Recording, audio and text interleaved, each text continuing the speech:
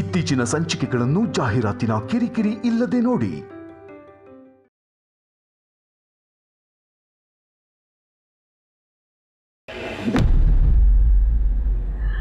ಆದ್ರೆ ಇವತ್ತು ಒಂದಾದ್ರೂ ಸಿಹಿ ತಿಂಡಿ ನಾನೇ ನನ್ನ ಕೈಯಾರ ನನ್ನ ಪಾರ್ವತಿಗೆ ತಿನ್ಸೋ ಆಸೆ.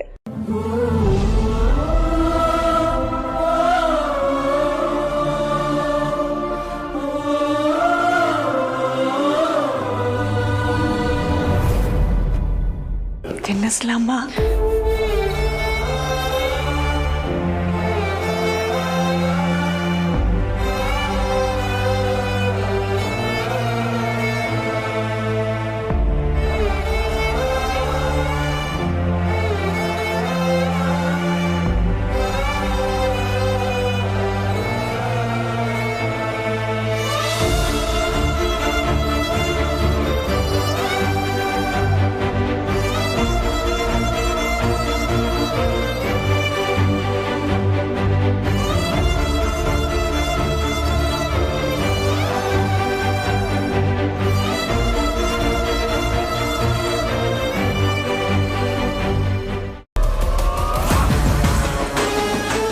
ಗುರುಗಳೇ, ನಿಮ್ಮ ಮುಖ ನೋಡ್ತಾ ಇದ್ರೆ ಏನೋ ಐಡಿಯಾ ಹೊಳೆದಿದೆ ಅಂತ ಅನ್ನಿಸ್ತಾ ಇದೆ.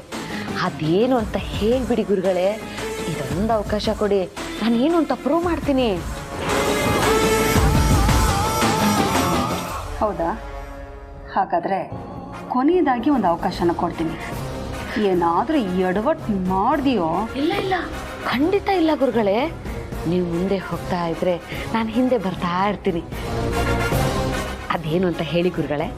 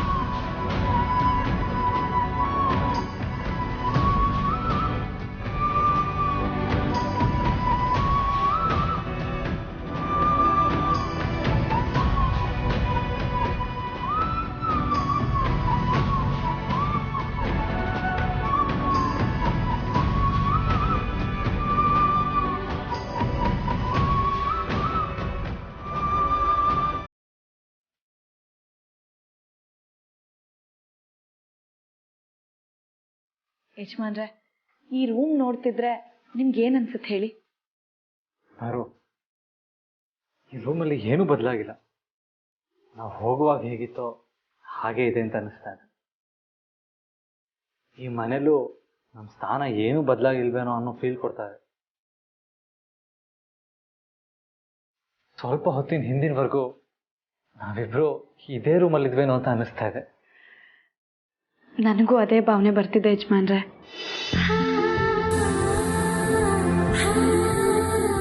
ನಾವಿಬ್ರು ಒಂದೇ ನಾಣ್ಯದ ಎರಡು ಮುಖಗಳಿದ್ದಾಗೆ. ಅದಕ್ಕೆ ನಮ್ಮ ಯೋಚನೆಗಳು ಒಂದೇ ಥರ ಇರುತ್ತೆ.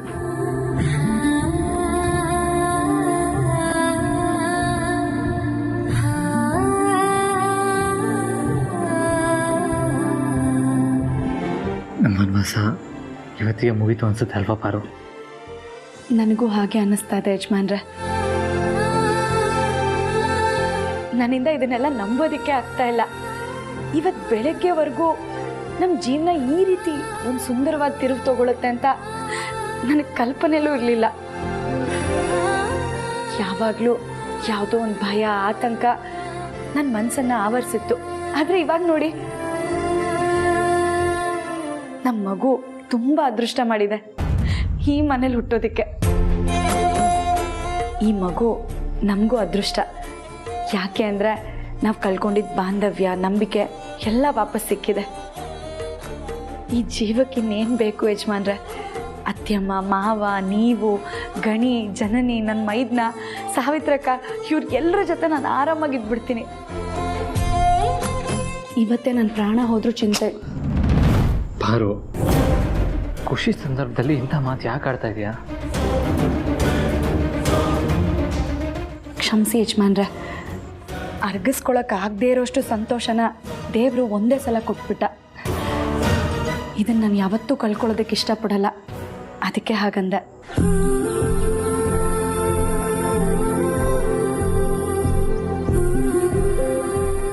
ಇನ್ನು ನಮ್ಮ ಜೀವನದ ಪ್ರತಿ ಕ್ಷಣನೂ ಈ ಅರಸನಕೋಟೆಯಲ್ಲೇ ಪಾರು. ನಾವಿಬ್ಬರು ಎಲ್ಲರ ಜೊತೆ ಸಂತೋಷವಾಗಿ ನೆಮ್ಮದಿಯಿಂದ ಈ ತುಂಬಿದ ಕುಟುಂಬದಲ್ಲಿ ಬಾಳ್ತೀವಿ. ಈ ನಮ್ಮ ಮಗು ಈ ತುಂಬಿದ ಕುಟುಂಬದ ಎಲ್ಲರ ಪ್ರೀತಿನೂ ಅನುಭವಿಸುತ್ತೆ. ಆತಂಕ ಬೇಡ. ಹರೋ, ನಿನ್ನ ಮುಖದಲ್ಲಿ ಆಯಾಸ ಕಾಣಿಸ್ತಾ ಇದೆ. ನೀನೊಂದು ಸ್ವಲ್ಪ ಹೊತ್ತು ರೆಸ್ಟ್ ಮಾಡು. ನಾನು ಹೋಗಿ ಅಪ್ಪ ಪ್ರೀತಿ ಜೊತೆ ಮಾತಾಡ್ಕೊಂಡ್ಬರ್ತೀನಿ.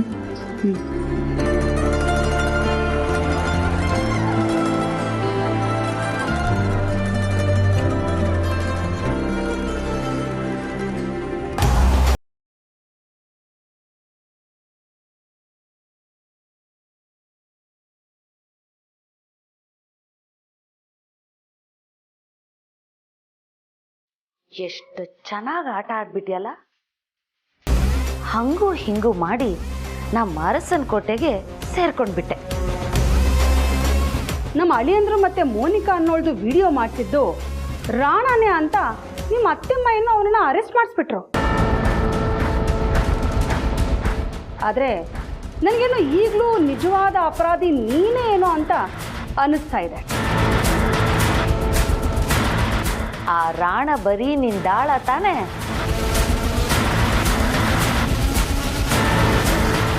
ಆದರೂ ಆ ರಾಣನೇ ತಪ್ಪಿತಸ್ಥ ಅಂತ ಎಲ್ಲರೂ ಮುಂದೆ ಬಿಂಬಿಸಿ ನಿಮ್ಮ ಅತ್ತೆಮ್ಮನ್ನೇ ಅವನನ್ನ ಅರೆಸ್ಟ್ ಮಾಡಿಸೋದ್ರ ಮಾಡಿಬಿಟ್ಟೆ. ನಿಮ್ಮ ಅತ್ತೆಮ್ಮನ ಮುಂದೆ ನೀನು ಒಳ್ಳೊಳಾಗ್ಬಿಟ್ಟೆ. ಹಬ್ಬಬ್ಬಬ್ಬಬ್ಬಾ, ಭೇಷ್ ಕಣೆ. ನಿನ್ನ ಈ ಸಂಚಿನ ಆಟನ ಮೆಚ್ಚಬೇಕು.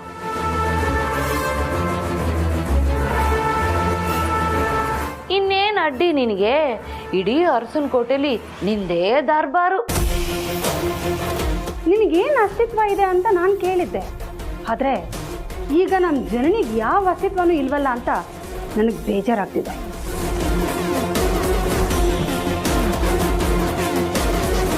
ತಾಯಿ ಇಲ್ದಿರೋ ಮಗಳು ನಮ್ಮ ಜನನಿ. ಅವರ ಅಪ್ಪನೂ ಊರು ಗುಪ್ಕಾರಿ, ಆದರೆ ಹೆತ್ತ ಮಗಳ ಪಾಲಿಗೆ ಏನೂ ಇಲ್ಲ. ಅದಕ್ಕೆ ನನಗಳ ಬಗ್ಗೆ ಹೆಚ್ಚು ಕಾಳಜಿ. ಆ ಕಾಳಜಿಯಿಂದಾನೆ ಇಷ್ಟು ದಿನ ನಿನ್ನನ್ನು ಈ ಮನೆಯಿಂದ ಹೊರಗಿಡಕ್ಕೆ ನೋಡಿದ್ದು.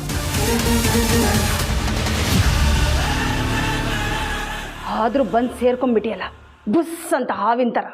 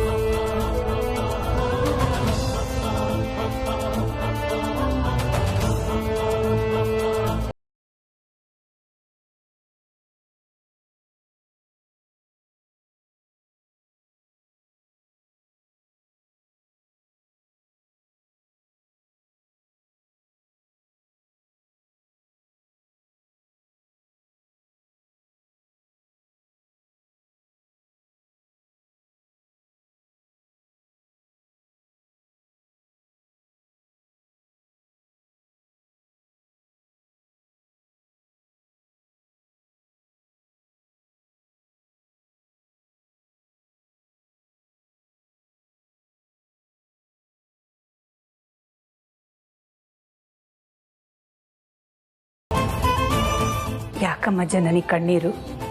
ಇವತ್ತು ನನ್ನ ಸೀಮಂತ. ನನ್ನವರು ಅನ್ಸ್ಕೊಂಡಿರೋರು ಎಲ್ಲರೂ ಇವತ್ತು ನನ್ನ ಜೊತೆಲಿದ್ದಾರೆ. ಆದರೆ ವೀರಣ್ಣನ ಮಿಸ್ ಮಾಡ್ಕೋತಿದ್ಯಾ? ನನ್ನ ಪ್ರೀತು ಮದುವೆನೂ ಅಪ್ಪನ ಆಶೀರ್ವಾದ ಇಲ್ಲದೇನೆ ನಡೆದು ಹೋಯ್ತು. ಇವತ್ತು ನನ್ನ ಮಗುಗೂ ಅಪ್ಪನ ಆಶೀರ್ವಾದ ಸಿಗ್ತಾ ಇಲ್ವಲ್ಲ ಅಂತ. ಈ ಸಮಯದಲ್ಲೇ ವೀರಣ್ಣನ ಆರೋಗ್ಯ ಹದಗೆಟ್ಟಿದೆ. ಪಾಪ, ಇದರಲ್ಲಿ ಅವ್ರ ತಪ್ಪೇನಿದೆ ಹೇಳು? ಆದರೂ ಸೀಮಂತದ ಮುಹೂರ್ತ ಫಿಕ್ಸ್ ಆಗ್ತಿದ್ದ ಹಾಗೆ ಅವ್ರನ್ನ ಇನ್ವೈಟ್ ಮಾಡೋದಕ್ಕೋಸ್ಕರ ಫೋನ್ ಮಾಡಿದ್ವಿ ತಾನೆ. ಆಮೇಲೆ ಅವ್ರು ಖಂಡಿತ ಬಂದೇ ಬರ್ತೀನಿ ಅಂತ ಹೇಳಿದಾಗ, ಬೇಡ ಹುಷಾರಾದ್ಮೇಲೆ ಬನ್ನಿ ಸಾಕು ಅಂತ ನಾವೇ ತಾನೇ ಹಠ ಮಾಡಿ ಅವ್ರನ್ನ ಒಪ್ಸಿದ್ದು. ಆದರೂ ಡೆಲಿವರಿ ಮುಂಚೆ ಅಪ್ಪನ ಒಂದ್ಸರಿ ನೋಡಬೇಕು ಅಂತ ಆಸೆ ಆಗ್ತಿದೆ ಅತ್ತೆ. ಜಾಣೆ ಅಲ್ವಾ ನೀನು? ನೋಡು, ಈ ಸ್ಥಿತಿನಲ್ಲಿ ನೀನು ಪ್ರಯಾಣ ಮಾಡಬಾರ್ದು, ಅವರು ಪ್ರಯಾಣ ಮಾಡಬಾರ್ದು. ಅವ್ರು ಹುಷಾರಾಗ್ತಿದ್ದ ಹಾಗೆ ಅವ್ರನ್ನ ಬರಕ್ಕೆ ಹೇಳೋಣ. ಇಷ್ಟು ದಿನ ಪ್ರೀತು ಮೋನಿಕನ್ ವಿಡಿಯೋ ವಿಷಯ, ರಾಣನ ಭಯ, ಇದೆಲ್ಲ ನಿನಗೆ ತುಂಬ ಸ್ಟ್ರೆಸ್ ಕೊಟ್ಟಿತ್ತು. ಆದ್ರೆ ಈಗ ಅದು ಯಾವುದೂ ಇಲ್ಲ. ಖುಷಿಯಾಗಿದ್ದು ಬಿಡು ಮಗಳೇ. ಈಗ ನಿನ್ ಪಾರ್ವತಿ ಅಕ್ಕನೂ ಬಂದಿದ್ದಾಳಲ್ವಾ, ಅವಳ ಜೊತೆ ಮಾತಾಡ್ಕೊಂಡಿದ್ದು ಬಿಟ್ರೆ ನಿನಗೂ ಟೈಮ್ ಹೋಗೋದೇ ಗೊತ್ತಾಗಲ್ಲ. Just don't worry. Thank you so much ಅತ್ತೆ, ನನ್ನ ಪಾರ್ವತಿ ಅಕ್ಕನ ಮತ್ತೆ ಮನೆ ಒಳಗೆ ಕರ್ಕೊಂಡು ಬಂದಿದ್ದಕ್ಕೆ. ನಾವೆಲ್ಲ ಸೇರಿ ಮತ್ತೆ ಮತ್ತೆ ಥ್ಯಾಂಕ್ಸ್ ಹೇಳಬೇಕಾಗಿರೋದು ಪಾರ್ವತಿಗೆ, ಆದಿಗೆ. ಈ ಮನೆಯವ್ರಿಗೋಸ್ಕರ ಯಾವುದೋ ಒಂದು ತ್ಯಾಗಕ್ಕೆ ಸದಾ ಸಿದ್ಧರಾಗಿರ್ತಾರೆ. ಆದರೆ ಇನ್ನು ಮುಂದೆ ಅಂಥ ತ್ಯಾಗಕ್ಕೆ ನಾನು ಅವಕಾಶ ಮಾಡಿಕೊಡೋದಿಲ್ಲ. ಅವರು ಎಲ್ಲರಿಗಿಂತ ಸುಖವಾಗಿರ್ಬೇಕು, ಆ ರೀತಿ ನೋಡ್ಕೊಳ್ಳೋಣ.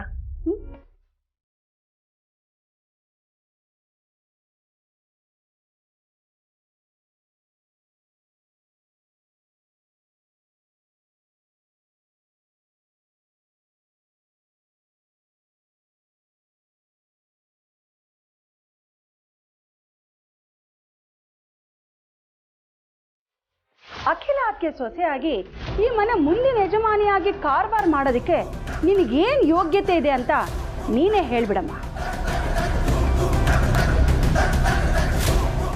ಮನೆ ಯಜಮಾನಿಗೆ ತಕ್ಕ ಓದಿದೆಯಾ? ಅದು ಇಲ್ಲ. ಅಖಿಲಕ್ಕನ ಥರ ಯಾವುದಾದ್ರೂ ಕ್ಷೇತ್ರದಲ್ಲಿ ಸಾಧನೆ ಮಾಡಿದೆಯಾ?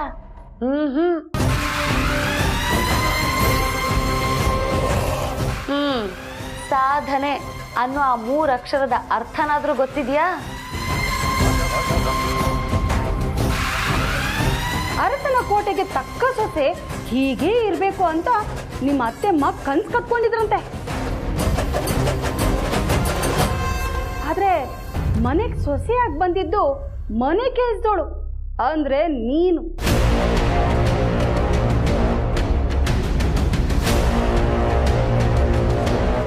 ಮನೆ ಕೆಲಸದಳು ಆದರೂ ಸರಿ, ಆದರೆ ನನ್ನ ನಂತರ ನನ್ನ ಸ್ಥಾನ ತುಂಬ ಯೋಗ್ಯತೆನಾದರೂ ನಿನಗಿದೆಯಾ ಅಂತ ನಿನಗೆ ಅಖಿಲಾಗೆ ಏನೇನೋ ಪರೀಕ್ಷೆಗಳನ್ನ ಇಟ್ಟಿದ್ರಂತೆ. ಅಯ್ಯೋ, ಅದರಲ್ಲೂ ಇವಳು ಡುಮ್ಕಿ.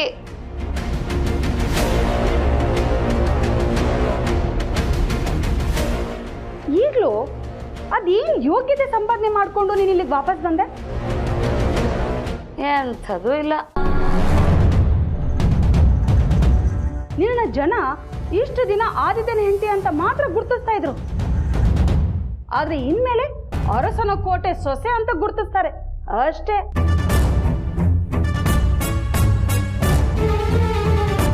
ಬರೀ ಪಾರ್ವತಿ ಅಂದ್ರೆ ಯಾರಿಗಾದ್ರೂ ಗೊತ್ತಾ? ನಿನ್ ಮಗುನೂ ಅಷ್ಟೇ. ಇಂಥವ್ರ ಮಗು ಅಂತ ಹೇಳಿದ್ರೆ ಯಾರಿಗೂ ಗೊತ್ತಾಗಲ್ಲ.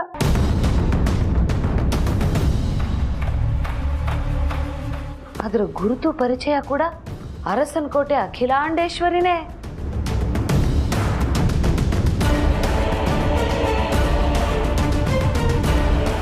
ನೋಡಿ, ನಿಮ್ಮ ಹತ್ರ ಕೈ ಮುಗಿದು ಕೇಳ್ಕೊತೀನಿ, ಇಷ್ಟು ದಿವಸ ನಾವು ಭಯ ನೋವಲ್ಲೇ ಬದುಕಿದ್ದೀವಿ. ಇನ್ನು ಮುಂದಾದರೂ ನಮ್ಮ ನೆಮ್ಮದಿಯಾಗಿರೋದಕ್ಕೆ ಬಿಡಿ. ನೀವಿಷ್ಟೆಲ್ಲ ಯಾಕೆ ಮಾತಾಡ್ತಿದ್ದೀರಾ ಅಂತ ನನಗೆ ಗೊತ್ತು. ನೋಡಿ, ನನ್ನಿಂದ ಯಾವತ್ತೂ ಜನನಿಗೆ ಅನ್ಯಾಯ ಆಗಲ್ಲ. ಯಾಕೆ ಅಂದರೆ ನನಗೆ ಯಾವ ಯಜಮಾನಿ ಆಗೋ ಉದ್ದೇಶನೂ ಇಲ್ಲ. ಈ ತುಂಬಿದ ಕುಟುಂಬದಲ್ಲಿ ನನ್ನ ಗಂಡ ಮಗು ಜೊತೆ ನೆಮ್ಮದಿಯಾಗಿದ್ದರೆ ಅಷ್ಟೇ ಸಾಕು. ಅಬ್ಬಬ್ಬಬ್ಬಬ್ಬಬ್ಬಾ, ಎಷ್ಟು ಚೆನ್ನಾಗಿ ಮಾತಾಡ್ತೀಯ ನೀನು. ಈ ಥರ ಬೆಣ್ಣೆ ಹಚ್ಚಿ ಮಾತಾಡಿನೇ ಅನ್ಸತ್ತೆ ಈ ಮನೇಲಿರೋರು ಎಲ್ರೂ ಬುಟ್ಟಿಗೆ ಹಾಕೊಂಡಿರೋದು. ಅದಕ್ಕೆ ಅವ್ರು ಈಗಲೂ ಮೊಮ್ಮಗು ಮೇಲಿನ ಪ್ರೀತಿಗೆ ನಿನಗೆ ಯೋಗ್ಯತೆ ಇಲ್ಲ ಅಂದ್ರು ನಿನಗೆ ಯಜಮಾನಿಕೆ ಕೊಡೋಕೆ ಹೋಗ್ತಾರೆ. ನಿನ್ನ ಮಗುನ ಈ ಅರಸನ ಕೋಟೆ ವಾರಸ್ದಾರನ್ನಾಗೂ ಮಾಡಬಹುದು. ಹಾಗಾಗ್ಬಿಟ್ರೆ ನಮ್ಮ ಜನನಿ ಹೊಟ್ಟೆಲಿರೋ ಪಾಪು ಗತಿ ಏನು ಗುರುಗಳೇ?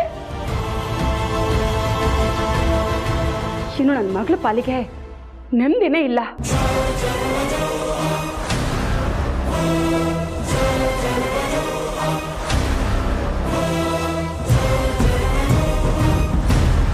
ಈಗ ಅರಸನ ಕೋಟೆ ಜನನಿ ಪಾಲಿಗೆ ಸುಡ್ತಿರೋ ಮರದ ಕೆಳಗಡೆ ಯಾರಾದ್ರೂ ಕೂತ್ಕೊಳ್ಳೋಕ್ಕಾಗುತ್ತಾ? ನೆಮ್ಮದಿನೇ ಇಲ್ಲದೆ ನಮ್ ಜನನಿನಾದ್ರೂ ನಿನ್ನ ಅಡಿಯಾಳಾಗಿ ಜೀವನ ಪರ್ಯಂತ ಬದುಕೋದಕ್ಕಾಗತ್ತಾ? ಬೀದಿಲ್ ಬಿದ್ದೋಳು ಈ ಮನೆ ಯಜಮಾನಿ ಆದ್ಲು. ಅಂಥ ದೊಡ್ಡ ಯಜಮಾನನ ಮಗಳು ಈ ಮನೇಲಿ ಇವಳಿಗೆ ಹಾಳಾಗಿರ್ಬೇಕು. ನಿನ್ ಯೋಗ್ಯತೆನೇ ಇಷ್ಟ ಆಗೋಯ್ತಲ್ಲೇ. ಕೊನೆಗೂ ಭಿಕ್ಷೆಲ್ ಬದುಕೋದೆ ನಿನ್ ಕರ್ಮ.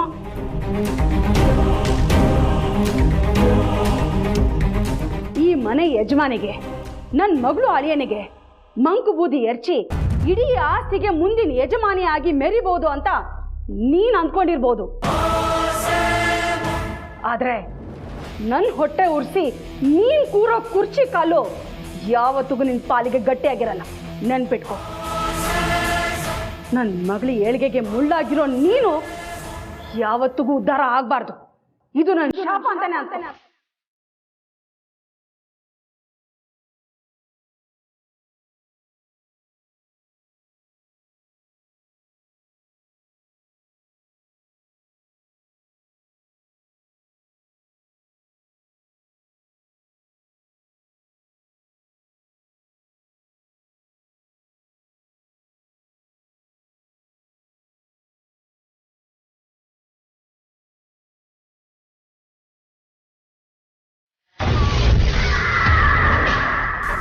ನೀವು ಪಾರ್ವತಿ ಹತ್ರ ಮಾತಾಡಿದ್ದನ್ನು ನಾನು ಕೇಳಿಸ್ಕೊಂಡೆ.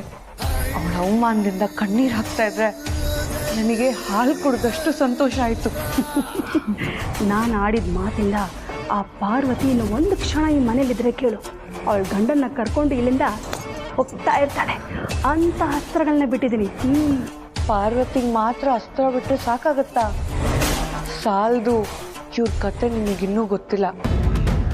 ಪಾರ್ವತಿ ಮನ್ಸಲ್ಲಿ ಮಾತ್ರ ಅಳಕು ಹುಟ್ಟಿಸಿದ್ರೆ ಸಾಲದು.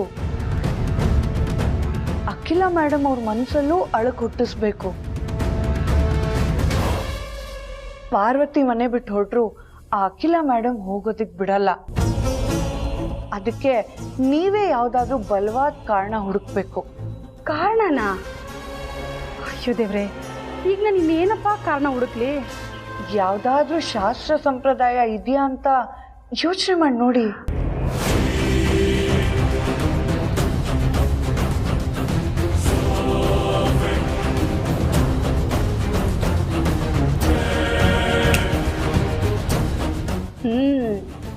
ಚೌಕಾಬಾರ ಆಟದಲ್ಲಿ ಸೊಸೆ ಮನಸ್ಸನ್ನ ಗೆದ್ದು ಕರ್ಕೊಂಬಂದ ಅಖಿಲ ಅದ್ಗೆನ ಹೇಗೆ ಸಿಕ್ಕಾಕಿಸ್ಬೇಕು, ಹಾಗೆ ಅವ್ರ ಕೈಯಲ್ಲೇ ಅವಳನ್ನ ಹೇಗೆ ಮನೆಯಿಂದ ಆಚೆ ಕಳಿಸ್ಬೇಕು ಅನ್ನೋ ದಾರಿ ನನಗೆ ಗೊತ್ತಾಯ್ತು. ಅದು ನಿಮಗೆ ಮಾತ್ರ ಗೊತ್ತಾದ್ರೆ ಸಾಕಾ? ನಮಗೂ ಗೊತ್ತಾಗದ್ ಬೇಡ್ವಾ? ಇಲ್ಲ ಅಂದ್ರೆ ನೀವು ಬರೀ ಪ್ರಯತ್ನ ಮಾಡೋದೇ ಆಗೋಗ್ಬಿಡುತ್ತೆ. ಒಟ್ಟಿಗೆ ಸೀಮಂತ ಮಾಡ್ಬೋದು ಅಂತ ಗುರುಗಳು ಹೇಳಿದ್ದಾರೆ. ಆದ್ರೆ ಒಟ್ಟಿಗೆ ಸೀಮಂತ ಮಾಡಬಾರ್ದು ಅಂತ ಈ ರತ್ನವೇಣಿ ಹೇಳ್ತಾಳೆ. ಹೇಗೆ? ನಮ್ಮ ಪೂರ್ವಜರ ಒಂದು ಬಲವಾದ ನಂಬಿಕೆಯ ಅಸ್ತ್ರದಿಂದ.